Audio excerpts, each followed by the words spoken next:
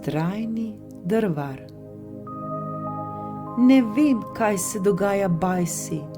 Na fakulteti mi ne gre, kot bi želel. Kaj hočeš reči? Da moj uspeh vse od začetka leta počasi, a vztrajno pada. Na kolokvijih dobivam same 7 in 8, tudi kakšna 9 je vmes. Toda na izpitu ne dobim več kot 6. Ne vem, ne gre mi, ne morem se zbrati, ne ljubi se mi. Dobro, Demijan, upoštevati moraš tudi, da je blizu konec leta, morda potrebuješ počitek. Saj bom šel na počitnice, ampak do konca leta sta še 2 meseca in predtem ne morem nikamor. Zdaj si ne morem vzeti prosto.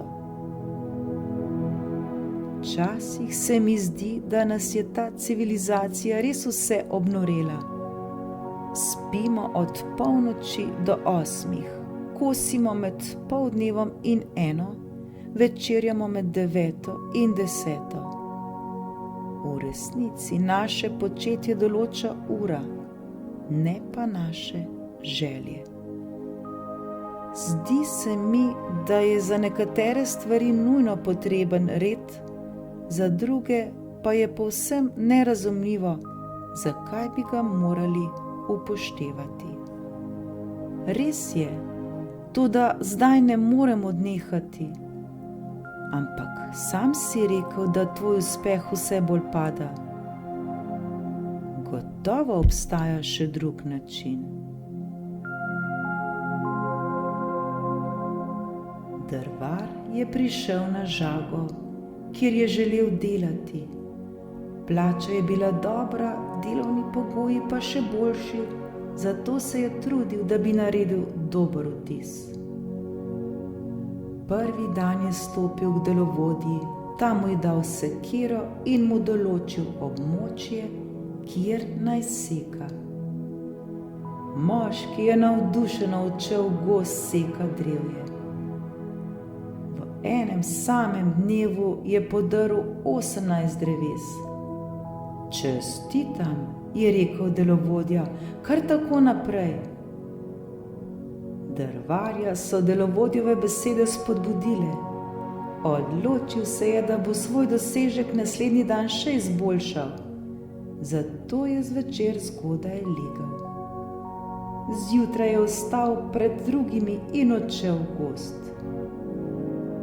Kljub vsemu trudu mu ni uspelo posekati več kot 15 dreves. Verjetno sem utrujen, si je rekel in legel ob sončnem zahodu.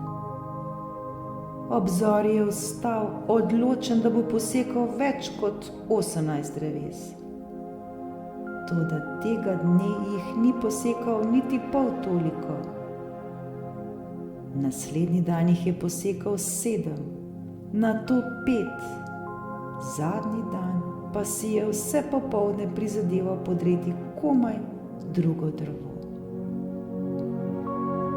Skrbelo ga je, kaj si bo mislil delovodja, zato je odšel k njemu, mu povedal, kaj se mu dogaja, ter mu zagotovil, da se izjemno trudi. Delovodja ga je vprašal, kdaj si zadnjič nabrusil sekiro? Nabrusil?